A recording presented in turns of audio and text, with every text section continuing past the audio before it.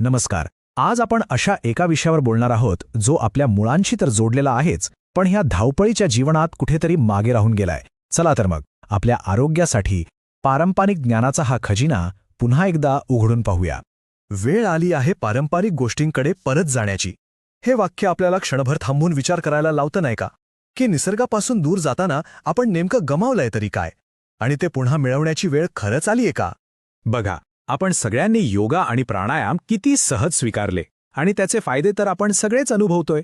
मग अशीच एक क्रांती आता आपल्या घरातल्या बागेतल्या छोट्या छोट्या वनस्पतींबद्दल का नाही करायची? त्यांना पुन्हा आपल्या आयुष्याचा भाग बनवण्याची वेळ आली आहे. मग चला आपल्या या प्रवासाच्या पहिल्या टप्प्याकडे वळूया. आधी हे समजून घेऊ की या वनस्पतींचं महत्त्व तरी काय आहे आणि त्या आपल्याला मिळणार कशा. तर मनात येणारा पहिला प्रश्न, या औषधी वनस्पती त्या खरंच इतक्या महत्त्वाच्या आहेत का? आणि त्याहूनही महत्त्वाचं म्हणजे त्या आपल्याला सहज मिळतील का? आणि गंमत अशी आहे की आपण आधुनिक होण्याच्या नादात निसर्गाकडेच पाठ फिरवली आणि आपल्याच खजिन्यापासून आपण दूर गेलो.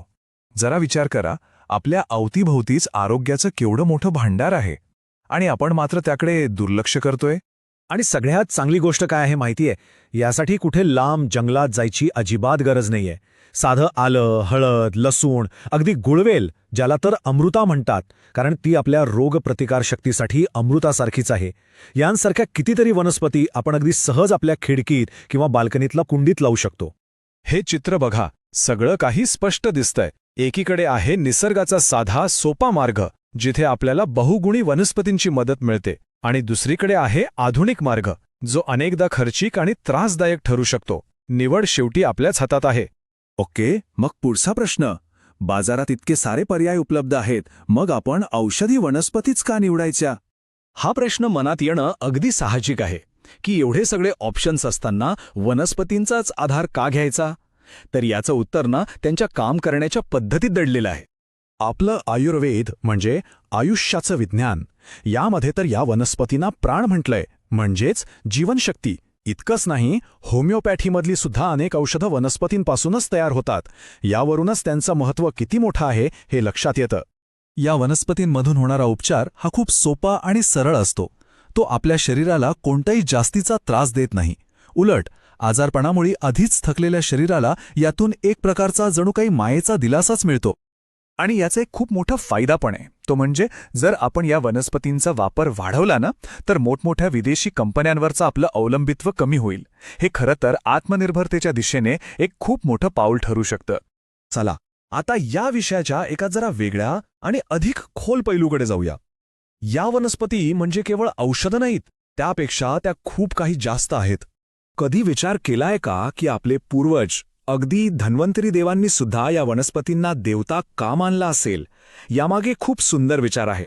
कारण त्या माणसाचं आयुष्य निरोगी करतात आणि रुग्णाचं दुःख हरण करतात. आणि बघा ना, जी गोष्ट दुसऱ्याचं दुःख दूर करते तिला देवता मानण्याची आपली किती महान परंपरा आहे.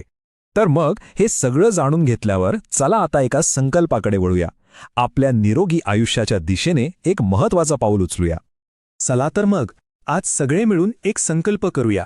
आपलं आयुष्य रोगमुक्त आणि तणावमुक्त करण्यासाठी या वनस्पतींची मदत घेऊया आणि त्यांना आपल्या आयुष्यात पुन्हा एकदा मानाचं स्थान देऊया.